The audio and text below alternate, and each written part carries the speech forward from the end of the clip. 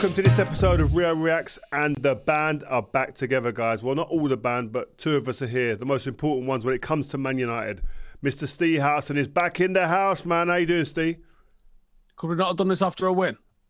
I know, man. Look at the energy I come with, and then look at your energy, just saps it all out of the whole thing. What's going on, man? What energy you want me to bring after that? Well, listen, That's the energy we've got after that. Well, we're here, man. We're here, and there's not going to be anyone talking about Arsenal or trying to direct it anywhere else but Man United focus, right? So I don't want a negative energy, though, man. Please. I can't give you anything more than a negative energy after we just got turned inside out at home. Well, listen, guys. So Rio Reacts is the place to hear the raw, the unfiltered kind of edginess about the game and about the club that we love, Manchester United, without any interruptions. So, Ste, before we go talk about the game, we're in the middle of the first international break. How are you feeling about the transfer window and the state of the club where it's at right now? The window was good. So I was on tour with United and there was a nice vibe and a nice energy and nice positivity. And obviously we got Euro in real quick. He appeared in that Rangers game nice and quick. And then you get him out there on a tour and you're thinking everything's going swimming. We didn't necessarily play amazing on the tour, but I mean, do you think that matters if you're doing well on pre-season or not? I think it can be a bit of a false sense of security sometimes. Yeah, no. You just want to, you're missing half of your key players, all the ones who played at the Euros, all the ones who was in the Copa America. But there was a real relaxed energy. I got to go to a couple of the open training sessions, and you're seeing like Brailsford and Ashworth and all of them lot there on the sideline. Got to see Rude up close. That was an absolute treat as well. Just looking at the energy and the presence Rude's got. And you feel confident going into the season. And it felt like there was methodology with the transfers, which hasn't really been the case for the last 10 years. It was like, we got Euro in, identified him, took him away from Real Madrid. That sort of positivity's all fell apart now. But then you look at, we was moving players on before we was bringing players in. Like a little bit of frustration maybe that Ugarte took as long as he did, but I think it relied upon McTominay going the other way. So you get Ugarte in, you get Mazraoui in, you get De Ligt in, you get Euro in, you get Xerxes in. You've got some decent signings that have been made. And I think we've probably addressed a lot of problems in the squad. I reckon they looked at last season, looked at the absolute decimation of the defence and went, that ain't happening again. So we bring 3 defenders in. And I actually think the defence looks pretty good. But the midfield, all the way through that window, there was talk of Rabiot and Amrabat, as well as Ugarte. And it felt like if we spend on Ugarte, we'll probably pick one of these lads up on a free transfer, which didn't obviously happen. And I'm wondering, is that a mistake now as we go into the season with the squad that we've got? Because I think the defence looks good, but that midfield feels a little bit underweighted, doesn't it? Like, it doesn't feel like we've got quite enough bodies in midfield. And obviously then you get a performance like you've just got out of Casemiro and you kind of don't panic, but you're thinking, oh my God, are we in for another one this season with it? And then what I actually think is the biggest problem that United have got at the moment is where's the goals coming from, Rio? Yeah. Well, listen, the game on the weekend against Liverpool, as much as we got, I think, kind of shown what a football team should look like on the day, we still had 2 really good chances. Both fell to Xerxes, the header and the one just that Van Dijk just missed. Should have been goals. Yeah, should have been goals. And then the result looks a bit different then. Do you know what I mean? And I think that we were talking on Rio Presents, we had Owen Hargreaves talking about it. When you're playing in a top team that want to do things and you want to achieve things, you need a number 9 who's going to score you goals. And Xerxes, with all due respect, his game isn't as a number 9. He's more of probably a player that comes and links things up. But you want those chances finished, and if you don't score your chances, that's why Liverpool were different to us on the day. They were super clinical on the day. The chances came, and they were deadly, and they finished it, and they put us to bed. It was 3 shots on target each. That tells you everything, doesn't it? Yeah, no, it's a shame. Just to kind of recap on that game. I know it was the weekend gone, but what were your thoughts on that game? Because one of the things that I looked at that game that hasn't really been spoken about is that Liverpool looked like they had a good time at Old Trafford. That was the concerning thing for me. We can get beat, But when your opposition are actually enjoying themselves and doing rondos in the corner on around the 55th minute, I'm sitting there going, wow, they're actually taking the mick. And I did think of you at that point when that was going on. I thought we started really well. And I know there's no prizes for the first 30 seconds, but I thought we started really well. And I thought, as I'm watching the game going, I'm thinking, I think we can win it. But I think it's going to be 1-0 because if they score, and then literally as I'm thinking this, they had that first goal disallowed. And I remember chatting to my dad going, if we can keep a clean sheet here, not only will we not lose, but I actually think we'll score and we'll win. But if they score, I don't see us scoring two. I don't know where the goals are coming from. But I thought the shape looked all right. And I know people are kicking off about, we were building up in a 3-1 and we've lost the ball a couple of times and then we've been countered with more numbers than we had. But the whole league is building up like that at the moment. And you're starting to see teams pressing with 4s and 5s. And I wonder, the reason that we started playing out from the back, or teams started playing out from the back, is because they thought it had more control and probably a higher percentage chance of getting over the halfway line with the ball than just banging it up to a target man, right? That's why playing out started, right? That's why people did that. Yeah. But when you're seeing teams that now sort of go, we know you're not going to go long, and we actually fancy our chances if you do go long, so we're going to maybe underload midfield a little bit and try and stop you on that, in that third of yours as you're playing out. Because it's one thing smashing it long and losing a 50-50. Not every 50-50 you lose is going to result in a shot on your goal. If you smash it long and your striker doesn't get on the end of it and the opposition come and play, they're not going to get a shot on target or on goal at least every single time you lose possession there. But when you're playing out, if you lose possession, the chances of you conceding a shot on goal are so high. And I wonder, has people just kind of done the maths on it and said, actually, we would be better just going all out. You look at United's chances that we created against Brighton. They came from us causing problems for their playing out. And that's where Liverpool's chances, all their goals came from our mistakes in playing out. And I don't know if you know anyone that can get hold of the data for this, but I'd love to see the data of how many Premier League goals, what percentage of Premier League goals right now are coming from errors from playing out. Because I feel like it's really high. And you won't see it immediately. It's certainly not going to happen by the next round of Premier League games. But I wonder, by the end of the season, will there be an adaptation by teams to maybe, instead of building up in 3-1, do we start building up with 4? Do we start changing the shape of how we build out? Do we see teams go long a little bit more? Those are the things that I think you're going to have to see over the course of this season, because since this season's starting, I think there's been an extra emphasis on the pressing of teams that are playing out. Or do we just see teams just going, look at the size of Xerxes, man. You'd back him to win 50-50s, wouldn't you? Yeah, but that's not his profile of player. I think if you bang a ball to someone like him... He won 0 out of 10 duels yesterday, which he's not going to... The size of the guy, he can't be doing. But I agree with some of your points there, and I think the one about being pressed, and the same as academy football, my 2 boys play academy football and I'll go and watch it all the time. And probably 85% of the goals that are scored, maybe more, are probably scored on turnovers, high presses, losing the ball early. It's happening the same in the Premier League. But then I just always think to myself, when you're in the game, the players don't seem to have the autonomy to be able to make decisions for themselves and go away from the game plan maybe sometimes, especially in the build-up. You've got to play to, this is what we're meant to be doing. This is the task I've set you. Play to these tactics. There's not that okay, no, it's not working there. We've gone there 3 times. It's not worked. We've almost been pickpocketed and almost conceded chances or goals. I want to go over or around or through the press. It just does. It's just not happening the way it would have back in the day, where players are able to make decisions and tweaks in games that could affect the outcome of situations. That doesn't seem to be happening now. So players are just continually trying to go through and deliver what the manager's asking, even though actually we're hitting our head against a brick wall and we're going to get hurt if we continue this, and then they end up doing it. And I do look at it and I think to myself, wow, I mean, have we changed? Have we developed? Have we evolved? And I'd love to get your take on that. What have you seen in the first 3 games? Have you seen anything that makes you go, okay, that's different now, we're better now at this, or I can see a different outcome for this team now going forward? Yeah, I mean, this is going to sound stupid, and I know I'm going to get rinsed in the comments for saying this, but I actually think we're playing out a lot better.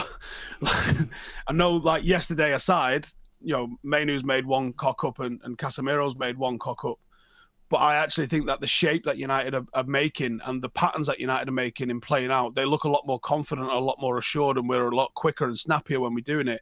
Some of the playing out that we had against Brighton last week, where we were getting on the ball and we were moving it and we were hitting nice 90-degree angles and we was moving it really, really confidently. But what's going to stick out in people's heads is Casemiro passing it straight to Liverpool and then United conceding 5 seconds later. But I think on the whole, we are better at doing it.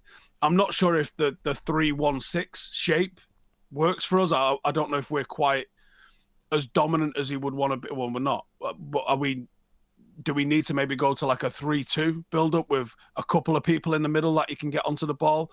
Bring Mainu back or invert one of the fullbacks alongside that 6, so it's not just Casemiro. Well, he is doing that forward. A bit. They are doing that a bit with Dalot. Dalot comes in there a hell of a lot, and to try and get on it.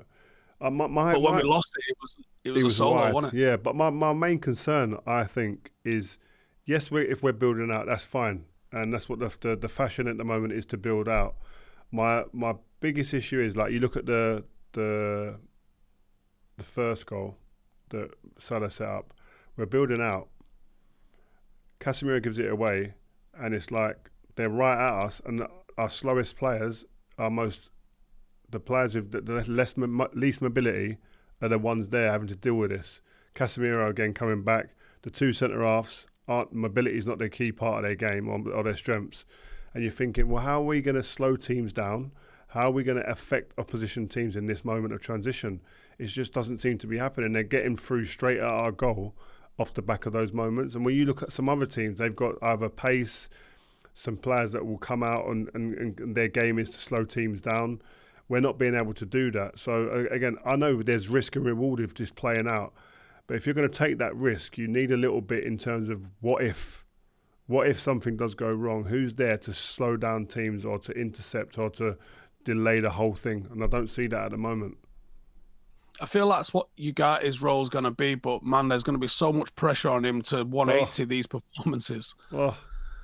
Mate, I know he's got the legs, I know he's got the energy, and I know he's got the sort of inherent traits that want to defend, that will not. Casemiro was so high at times yesterday, and you're like, there's nobody screening here whatsoever. I think Ugati sits 15 yards further back, a little bit more central, and then when the opposition are breaking from their third or through the middle, I think he gets there and he puts those fires out, and he might make a difference in those transitions that we lost the ball yesterday.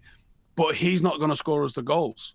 When we got into the final third against Liverpool, was there any moment, and I know the XG was close, and I know we had 3 shots on target each, but there was the 2 Xerxes chances, but there wasn't really moments where you were like, yes, United. There was that one where Rashford dances across the byline early doors and checks it back, but there's nobody there.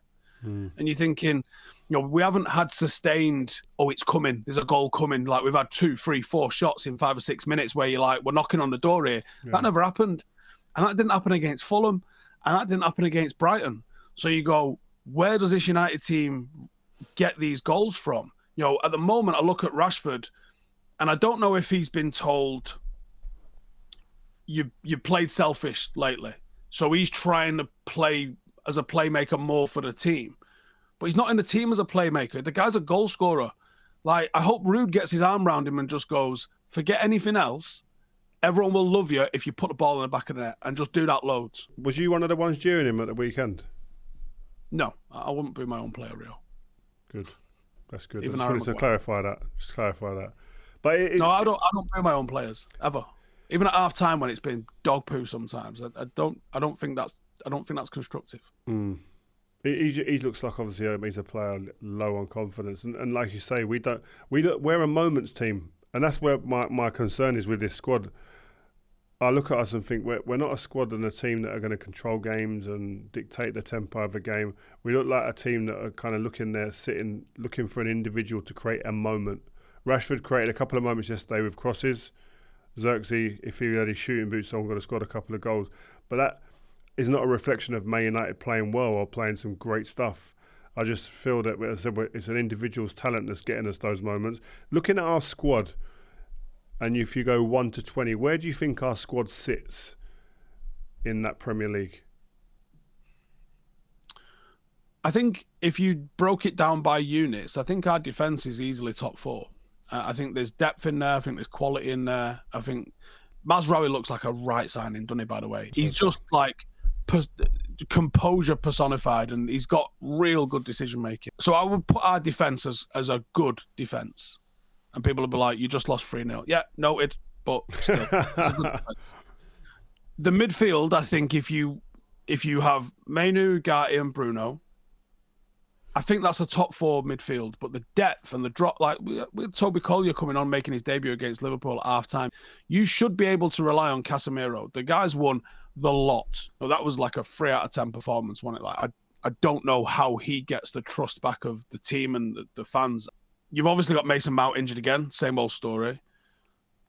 I don't think the depth beyond that first 3 is anywhere near good enough. And what we've seen with Ten Hag is that he'll just play that free. Like, he's not going to rotate for anybody. And that worries me because Mainu played a lot of football last year. Bruno plays a lot of football every year.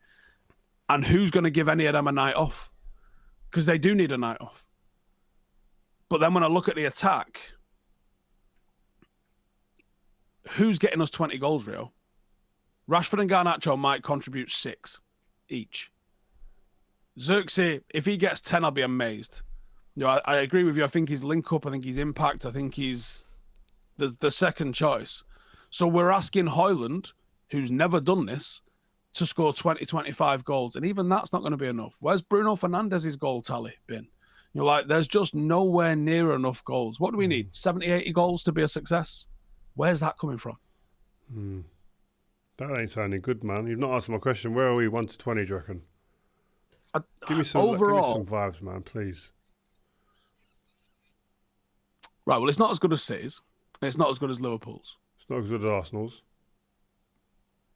No, but I actually don't think I don't think Arsenal's is miles ahead of us. I think they've just got players on a par with us that are performing and ours aren't.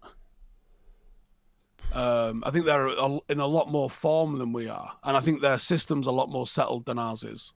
But I don't think, like, if you went through man for man for man for man, I don't think there's that much difference between the two, especially in defence. I don't know. I think their first 11, I think their first 14 players, much better than United's. But I'll give you Arsenal. They've got the best 12 man in the game in the Premier League at the moment, Trossard. And then Chelsea, I mean, from a squad point of view, Chelsea got the best squad in the world on paper. In reality, they could be... Anyway, Chelsea could finish anywhere from 3rd to 20th this year, and I wouldn't be shocked at either. Spurs? I think us and Spurs are close. Villa? Again, close, because they've got players in form. Like Højlund and Ollie Watkins, from pure raw ability standpoints, not too much different, but Ollie Watkins is in banging form. So I think you look at Ollie Watkins and you go, can he get me 25 goals this year? Yeah, he might be able to. You know, that's not out of the realm of possibility for him.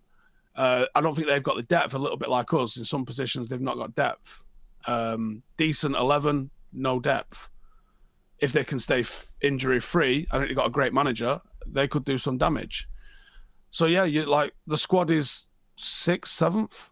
So, with that being said, then, where would you rank us end of the season? What are you going for? I went for a top 4 of Arsenal, City, Liverpool, and then us, United, in that order. What are you going? I think I got tweeted it an awful lot yesterday because I put Liverpool 8th. Oh, my God. Well, suck on that. Jesus. I had Arsenal winning it. Going into the season when I did the prediction, I just didn't think the vibe was there at City. It felt like that's changed now, though, isn't it? Might be changing now, though, in a bit. A little bit. Let's score hat-tricks every week. Arsenal haven't looked good so far, to be honest. But I did have Arsenal winning it, and I had City coming second. I can't remember who I had third. I had third. I don't know, but I had United. Top 4. You think anyway. we will still? After what you've seen?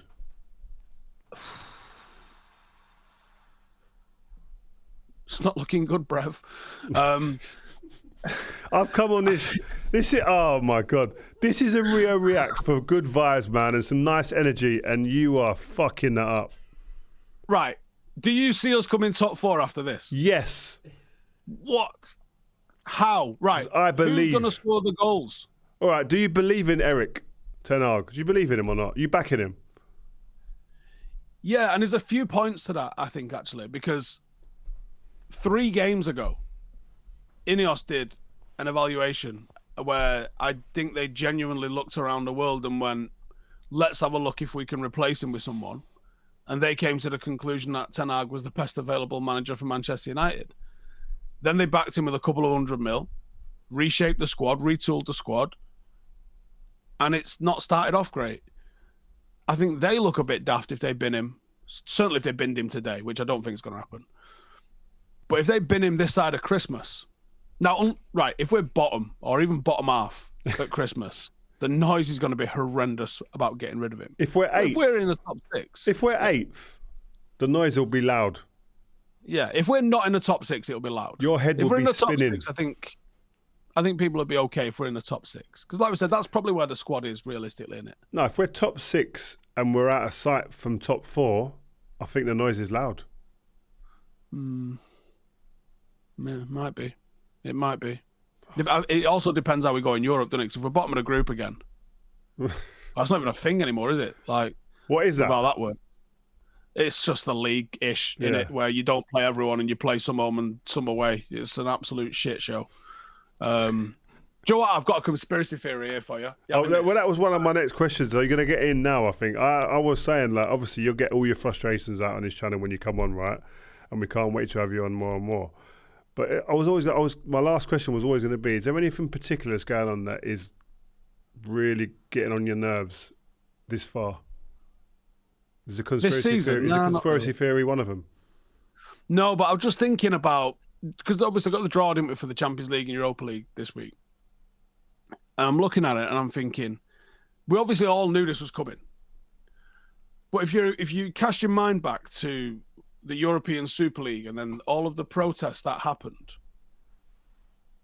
the timing of it was really weird. Because the timing of all of the European Super League rumours that came out was around about the same time as they introduced the new rules and the new system and the new way that the Europa League and the Champions League was going to be, where, okay, it's still a meritocracy. You've still got to qualify, which was what the European Super League was different. But when you see this moving away from... The Champions League is the greatest competition in sport, isn't it, right? It's in all sport. No other sport comes close to that competition. It's absolutely sensational. And it's been an unmitigated success since it turned into the format that it is now. Fantastic.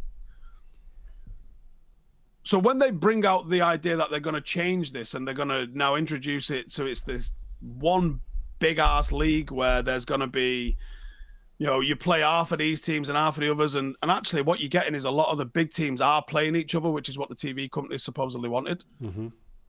Does it not set off a little bit of spidey sense that the European Super League was maybe never real?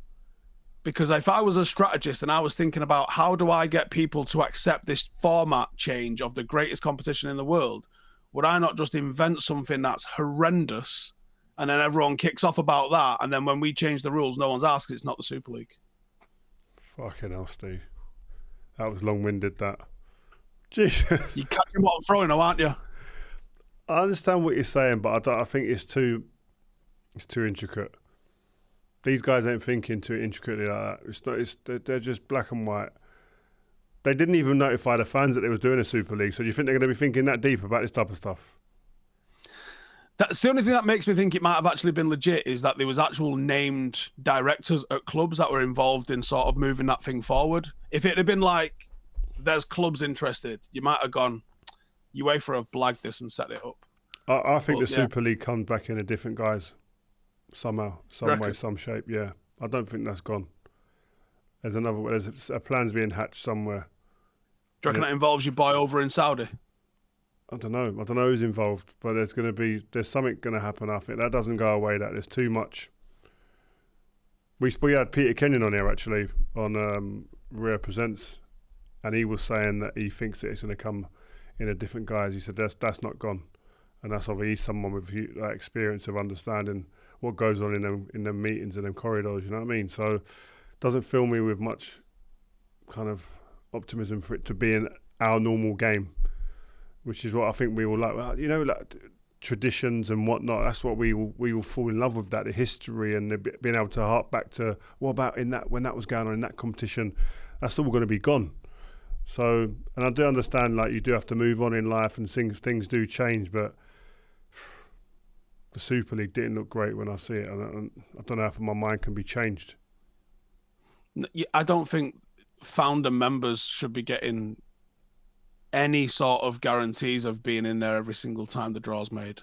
I think if you're good enough, you're in the draw, and that's what made the Champions League the thing that it is. And I know there was changes from the 80s to the 90s with the Premier League, and I know there was changes from the European Cup to the Champions League, but they were all based on, can you get yourself to the party? You get to the party, you got a ticket. But there was no one giving out guest list. And that's the problem, is like no one needs to be getting, like Barcelona, Real Madrid, if you're not, like Manchester United right now, right? We're not good enough to be in the Champions League. So we're not in the Champions League.